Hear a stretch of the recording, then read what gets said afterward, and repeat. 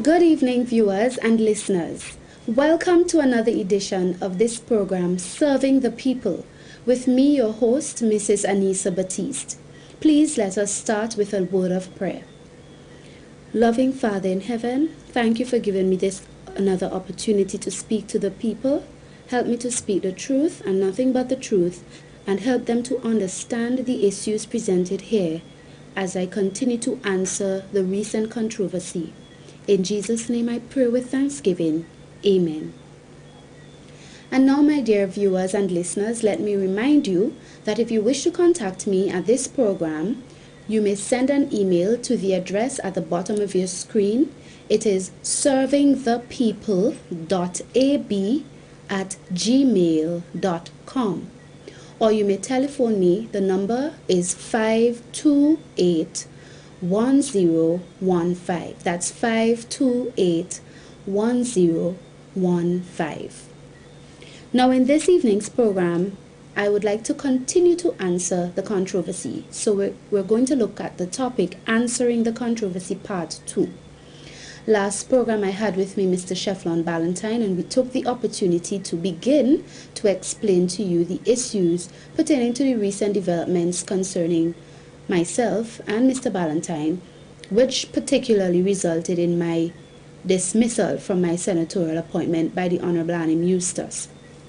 In this evening's program, we want to look specifically at some arguments that were presented by Mr. Parnell Campbell. Not a whole lot of it. In fact, let me advise you that I have a 1 hour long copy of a program on DVD which was aired on Sunday night on SVG TV. That's Sunday Night Gone.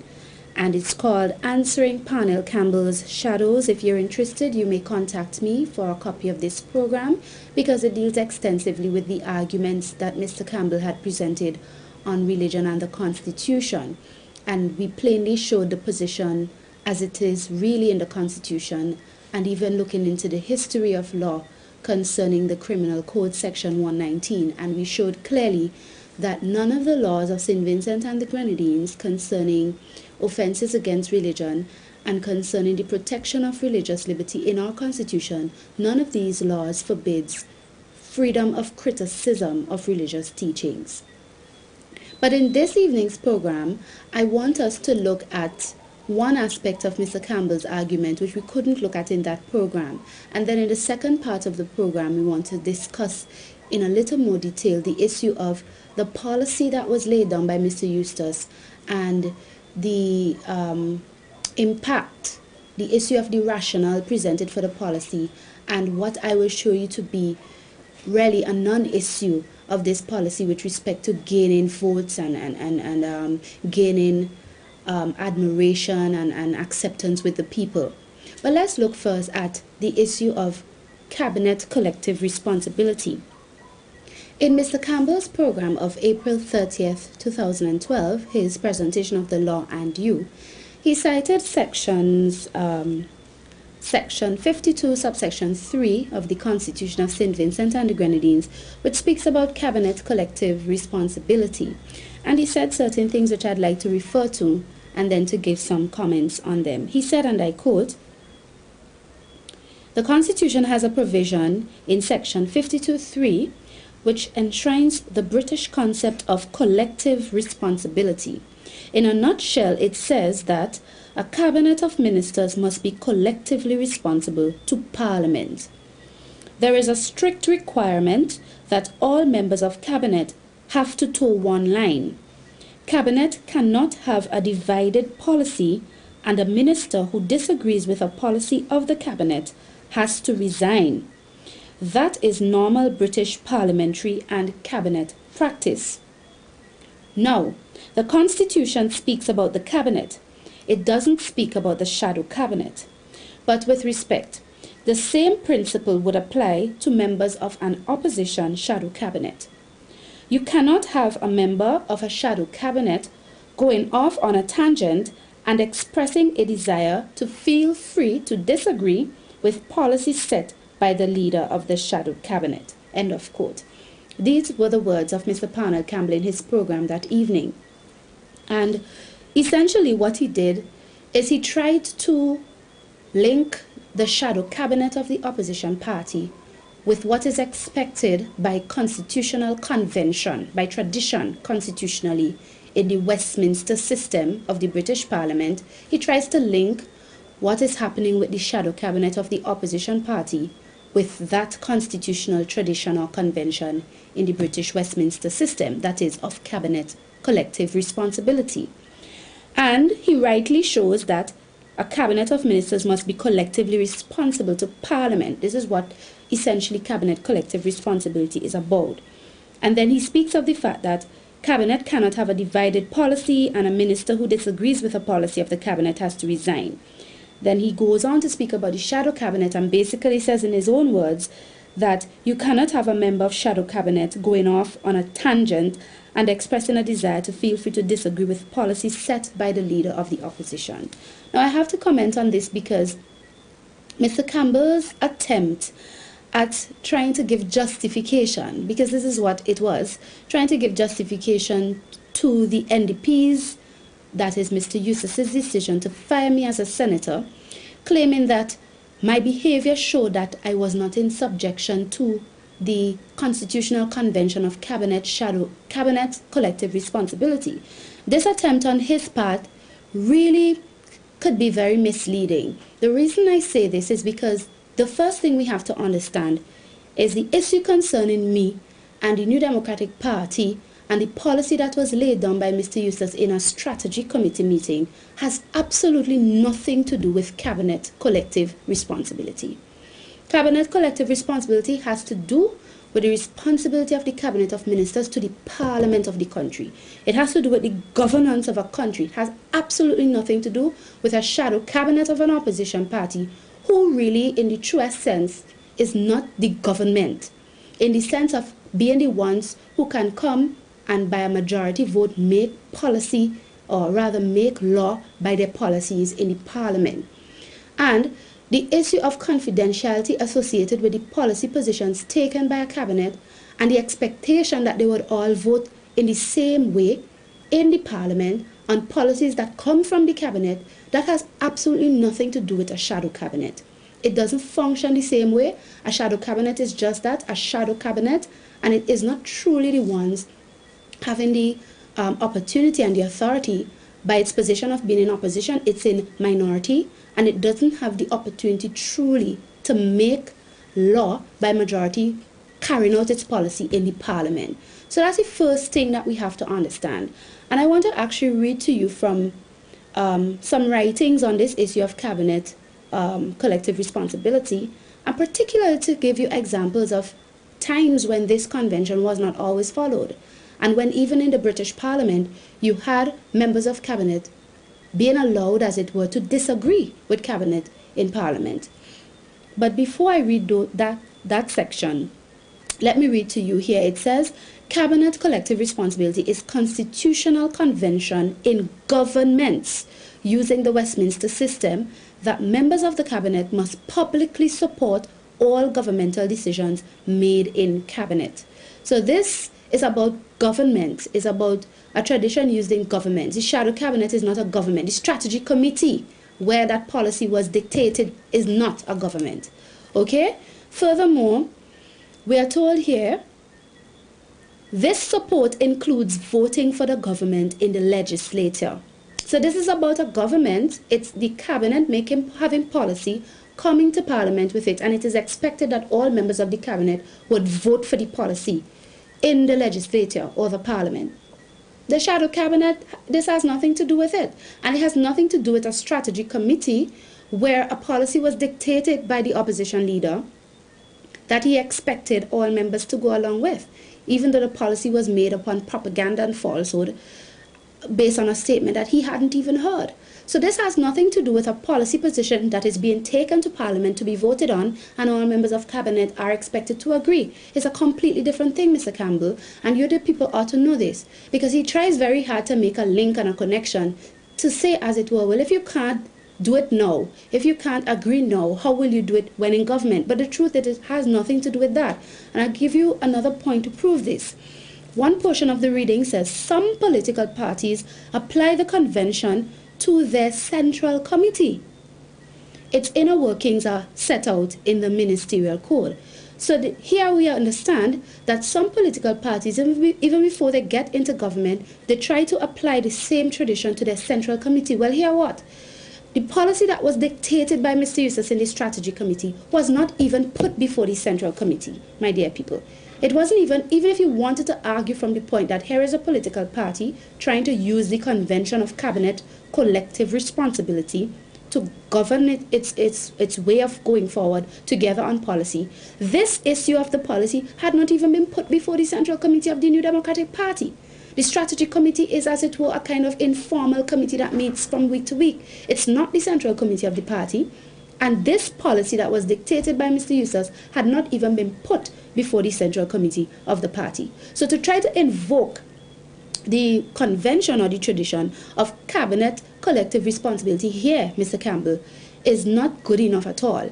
It is misleading at best, in as far as it gives the impression that I, Anissa Batiste, as a member of the shadow cabinet and as someone who was simply disagreeing with a policy dictated at a strategy committee level, not even at central committee discussed, I, who was protesting such a policy, you're trying to give the impression that I'm breaching the Constitutional Convention of Cabinet Collective Responsibility. Nice try. It doesn't work because it really doesn't prove true. This has nothing to do with governance, and the opposition party is not in government. It's not taking a policy position in lot of parliament where all the members of the cabinet are expected to vote together on it. But let me read to you an indication of where it has not always happened that even in government, in the British system, all members of the cabinet have agreed. And I'll give you these examples. It says here, and I quote, "On occasion, this principle has been suspended, most notably in the 1930s, when in Britain, the national government allowed its liberal members to oppose the introduction of protective tariffs. And again, in the 1970s, when Harold Wilson allowed cabinet members to campaign both for and against the referendum on whether the UK should remain in the European Economic Community." Let me pause there. So here we have two instances where, even though traditionally or by convention, the Constitution allows cabinet collective responsibility or says that it should be there, in the very British system where that convention exists, we have examples in the 1930s and the 1970s where members of the cabinet were allowed to oppose things that the cabinet said. And this is regarded as occasions where the principle of cabinet collective responsibility was suspended. Let me give you another more recent occasion. In 2003, we are told, Tony Blair allowed Claire Short to stay in the cabinet despite her public opposition to the 2003 Iraq war. So we are told that this member of the cabinet, Claire Short, by the name of Claire Short, she was in Tony Blair's cabinet. And even though she publicly opposed her cabinet's policy on the 2003 Iraq war, her prime minister, who's the head of the cabinet, allowed her to stay in the cabinet.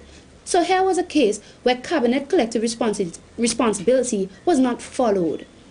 Here's another example. We are told here, the convention appears to have been partially suspended under the conservative Liberal Democrat coalition government of Prime Minister David Cameron, with Liberal Democrat ministers such as Vince Cable frequently publicly criticizing the actions of conservative cabinet members.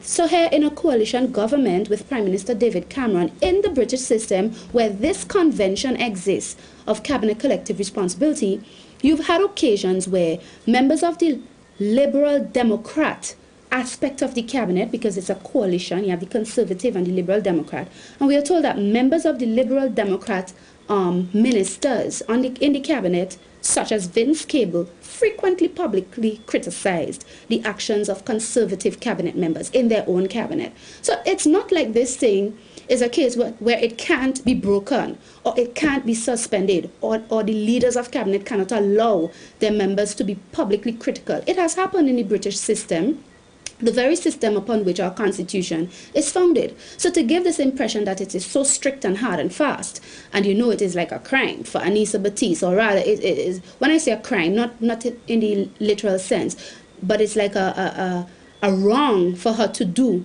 in shadow cabinet, and it means that she will always be like that in a real cabinet, and it's something that you can't tolerate at all. This is not true to give that impression, because there have been instances in the British system, in the UK, where ministers in cabinet have been allowed to be publicly critical of their own cabinet without having to leave their cabinet, as was the case in Tony Blair's case, where as Prime Minister, he didn't ask Claire Shaw to leave. She remained a member of the cabinet, even though she publicly criticized his cabinet's policy on the 2003 Iraq War. I thought it necessary to bring this information to you because facts are important to really give the truth impression, what I like to call the truth impression about the issue.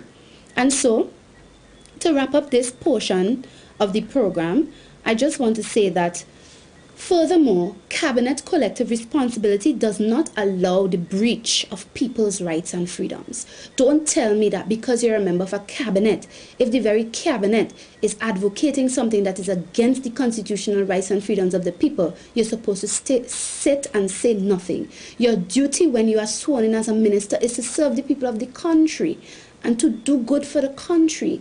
Your duty is to the people who elected you. And therefore, no cabinet, no political party, no prime minister should require of his cabinet ministers the stifling of their consciences when it comes to a policy that is unconstitutional. And this is the real issue in this matter. Yes, my dear people, I want to go on to look at the issue of this policy a little closer. I want to start off with a quotation from a gentleman by the name of Ben Clark, from Murdoch University in an e-law journal, volume 14, number 2, 2007, page 96. The article is called Freedom of Speech and Criticism of Religion, What Are the Limits?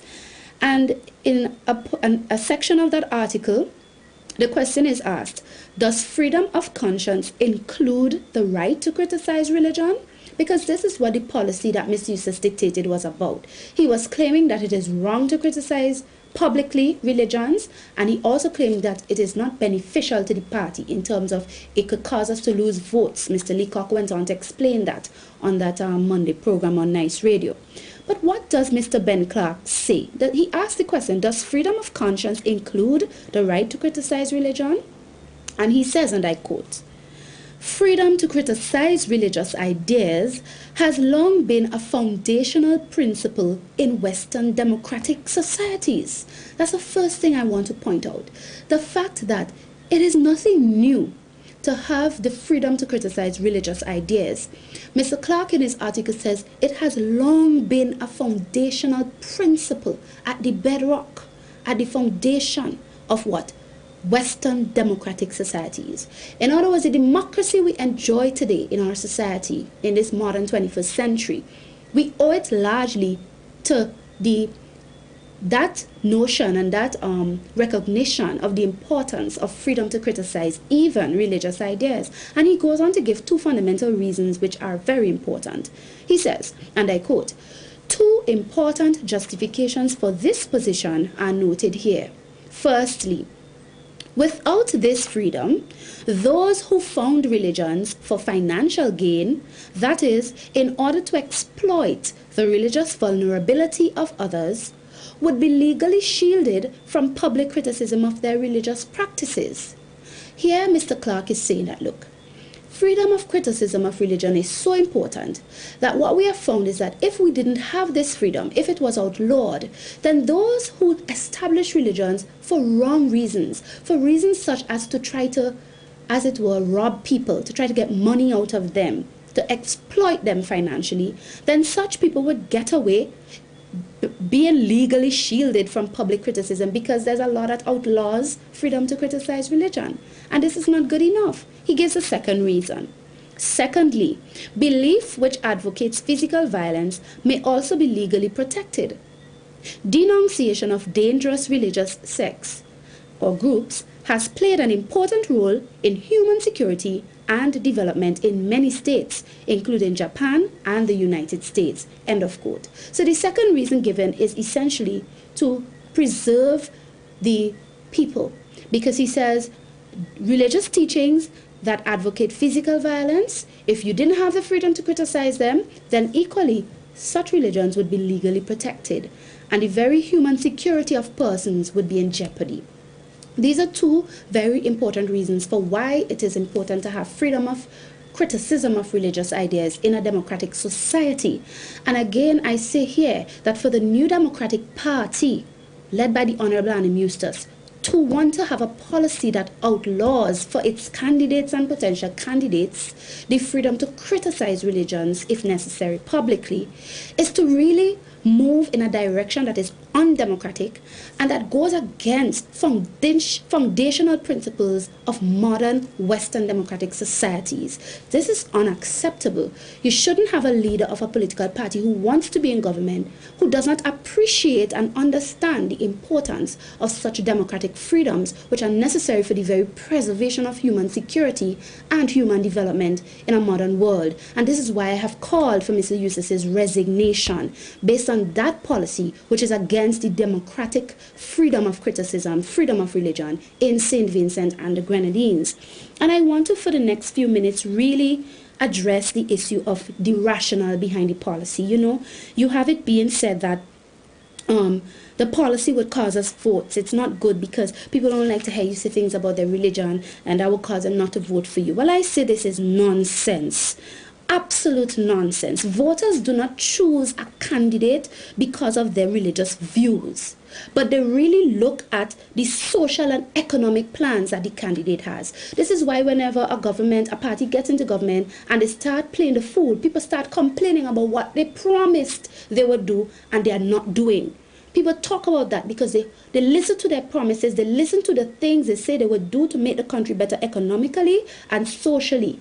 They don't vote a candidate because of his religious views. That is the individual's opinions and so on that he is free to. But the real issue people are concerned about is what you can do for them, the plans that you have to really make their lives better in the country. Nobody that has been voted into office in SVG was ever voted because of their religious views. They were always voted for their promise to make SVG a better society socially and economically.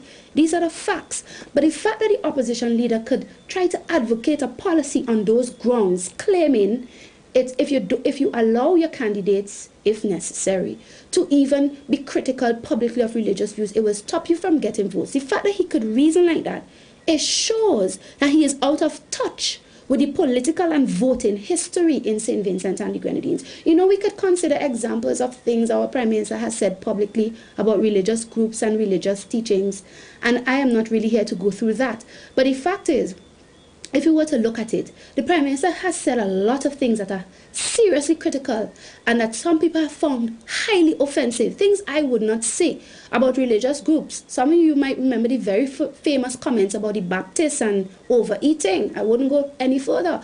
But the fact is, he's still in government. Why? He has been pushing the issue of what he's doing and what he can do. And people who vote him still vote him based on those things, not because of the comments he has made about religion and religious groupings. So Mr. Eustace's claim shows that he, leading the NDP, is out of touch with the real political and voting history of the people of St. Vincent and the Grenadines and what really matters to them. You see, if you look now on the screen, you will see photos of, work that I have done in the society, both as a senator and even while I was a senator and even before I was selected as candidate for West St. George for the NDP. And all this work that you see coming across your screen, the people have helped. The house we built over for the lady in Dixon, the students who got help with school material, the things I've done in my constituency, the food baskets for the elderly poor, and other efforts that I've made. All of these things I did. I never asked, which religion are you? I never asked, do you agree with me on this theological doctrine, etc. In many cases, I didn't even know the people's religions. It did not hinder me from being able to support them where I can and do things for them. All I saw were human beings with rights and freedoms who deserve to be helped and who deserve to benefit from what the country has to offer, what I had to offer as an individual and potential candidate and an interested person in being a candidate, and what I could get for them creatively through partnerships with persons in the diaspora and right here in St. Vincent and the Grenadines. And these people accepted me and were very grateful for the help that was given to them through my work, regardless of the religious differences we clearly would have based on the fact that we belong to different denominations. So this has never been an issue. The issue is not religion.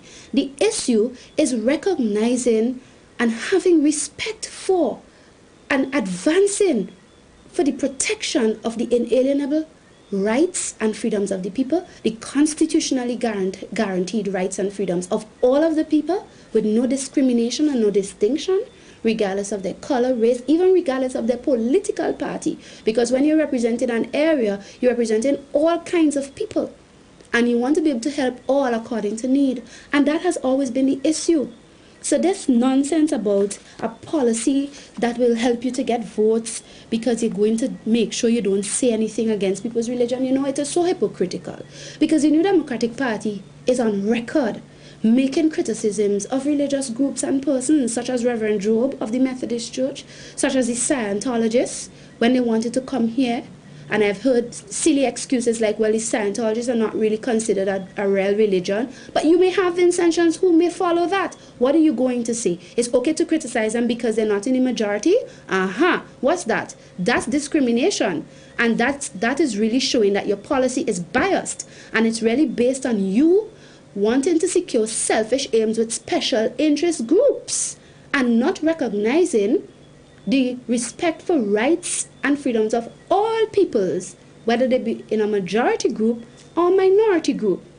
And I have heard the New Democratic Party make critical statements, candidates and representatives, and even the leader of these groupings.